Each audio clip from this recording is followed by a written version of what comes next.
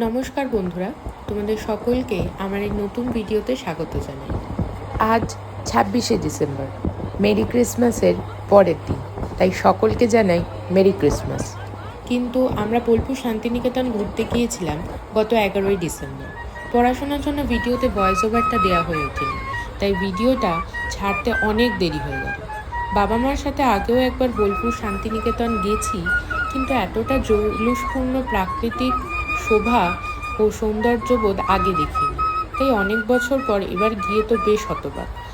বোলপুর শান্তিনিকেতনে ট্রেন ঢোকার সময় একজন বাউল কি সুন্দর অপূর্ব বাঁশি বাজাচ্ছে শুনেন।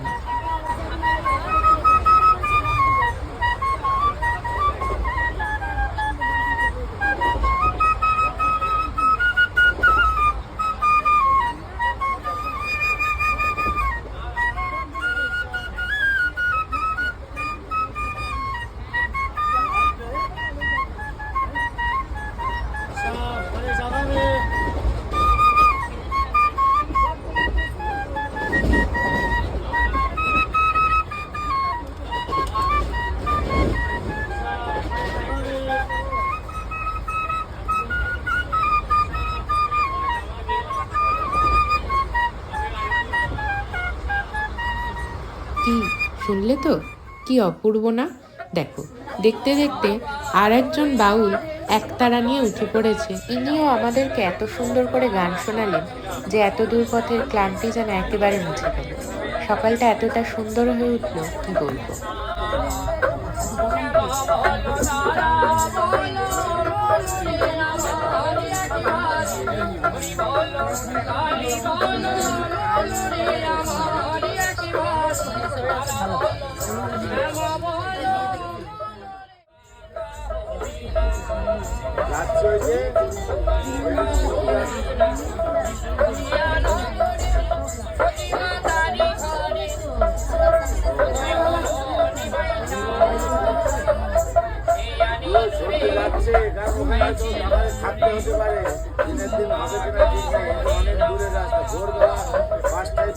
বাউল সঙ্গীত, সবুজে ঘেরা বনাঞ্চল, প্রশস্ত রাস্তা, ধামসা মাদলের তালে তালে নাচ, অফুরন্ত শীতল বাতাস, সূর্যের কোমল হাসি, আর টোটোয় করে বেরিয়ে পড়লাম বিশ্বকবি রবীন্দ্রনাথ ঠাকুরের শান্তিনিকেতনকে নতুন করে আবিষ্কার করতে। আমাদের দৈনন্দিন জীবনের কোলাহল, ইট বালি সিমেন্ট আর গাড়ির হর্নকে ফেলে রেখে চলে এলাম নতুন একটুখানি শান্তির উদ্দেশ্যে।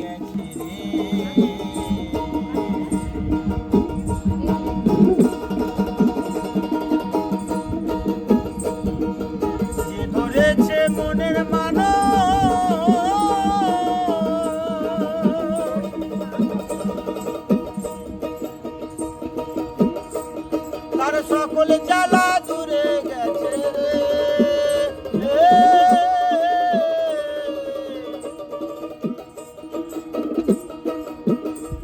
বসে মনে প্রাণে মিশে আছে,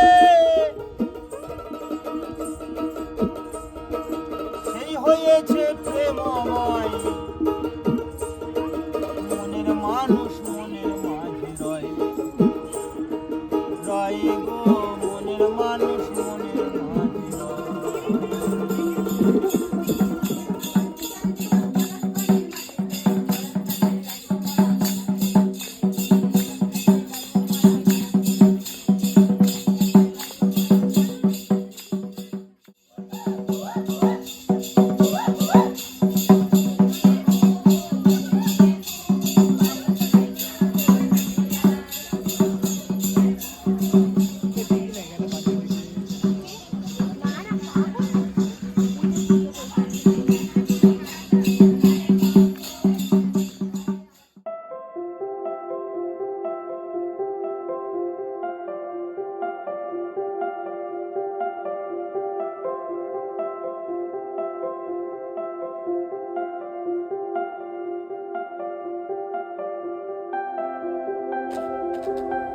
প্রথম দিন আমরা বিশ্বভারতীর ক্যাম্পাস, সৃজনী শিল্পগ্রাম, ছাতিমতলা, কোপাই নদী, বুদ্ধমূর্তি আর সোনাঝুরি ঘুরে পড়ন্ত রোদে সেই অপূর্ব সৌন্দর্য ও হাড় কাঁপানো ঠান্ডাকে সঙ্গে নিয়ে হোটেলে ফিরলাম।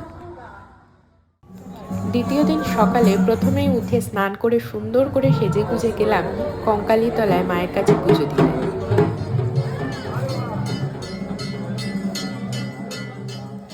মায়ের কাছে মনস্কামনা আর সকলকে সুস্থ রাখার ভালো রাখার আরতি জানিয়ে কিছুক্ষণ চুপ করে বসেছিলাম সেইখানে।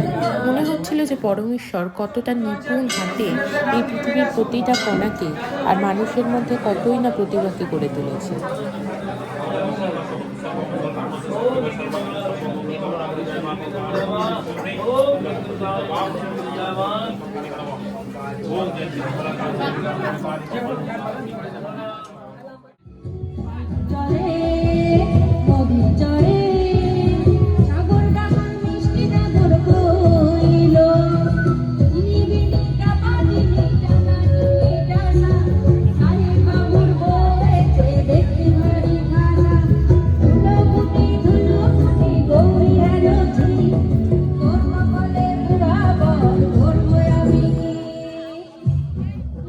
সাক্ষী থাকুক শাল অশ্বত্থ বটের পেয়াদারা, সাক্ষী থাকুক ছাতিম পলাশ বুনো ফুলের ঘ্রাণ, সাক্ষী থাকুক কাদায় আঁকা আহত এক থাপা, সাক্ষী থাকুক হাজার বছর হাওয়ার গোরস্থান, সাক্ষী থাকুক মৃগনাভির কস্তুরী ভোরবেলা, সাক্ষী থাকুক সাঁওতালি ক্ষোভ বক্ষ পিশাচ দল, সাক্ষী থাকুক বাদুর ময়ূর উলুধ্বনির খেলা, সাক্ষী থাকুক পাতার পুরুত হোমের দাবানল। কি ভালোবাসার মরশুমের কথা মনে পড়লো তো? হ্যাঁ, এরপরেই আমরা চলে গেছিলাম আমাদের টোটো কাকুর সাথে সুরুলের জমিদার বাড়িতে। কি সুন্দর আর্কিটেকচার, কড়িবর্গার ঘর, ঠাকুর দালান দেখে মন ভরে গেল। এ থেকেই বোঝা যায় যে প্রাচীন সনাতনী প্রথাকে আমরা কতটা সম্মান করি। এখন এগুলো আমাদের কাছে রূপকথার গল্পের সমান।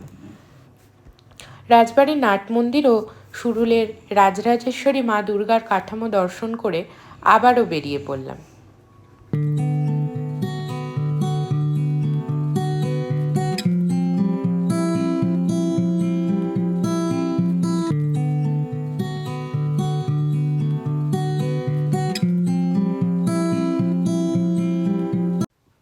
পড়ন্ত সূর্যের দীপ্ত মৃদু শীতল বাতাসকে সঙ্গে নিয়ে এবারে এসে পড়লাম আমাদের শেষ গন্তব্য রায়পুরের রাজবাড়িতে। জরাজীর্ণ অর্ধভঙ্গুর বড় বড় গাছ জলা জঙ্গলের মাঝে এই রাজবাড়ি যেন সেই আগত পথিকদের কিছু বলতে চায়। আর হ্যাঁ, এই ভুতুরে রাজবাড়িতেই গুপ্তধনের সন্ধানের শুটিং হয়েছিল। জীবনের এই কিছু সুন্দর মুহূর্তকে ক্যামেরাবন্দি করে ভবিষ্যতের জন্য সঞ্চয় করে রাখার জন্যই এই ভিডিও করা।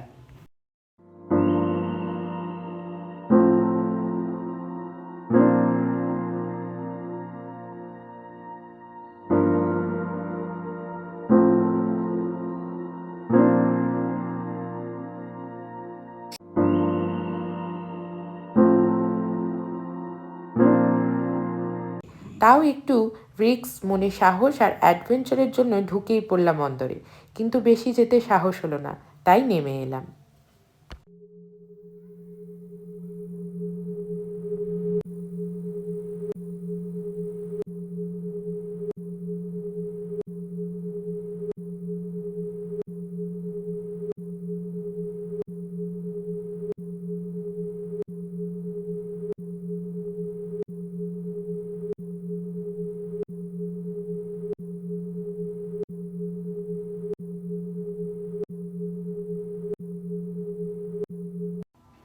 তোমরাও পারলে এই শীতে একবার ঘুরে আসতে পারো শান্তিনিকেতনে, তাহলে এক অনন্য অনুভূতির হদিশ পাবে, কথা দিলাম।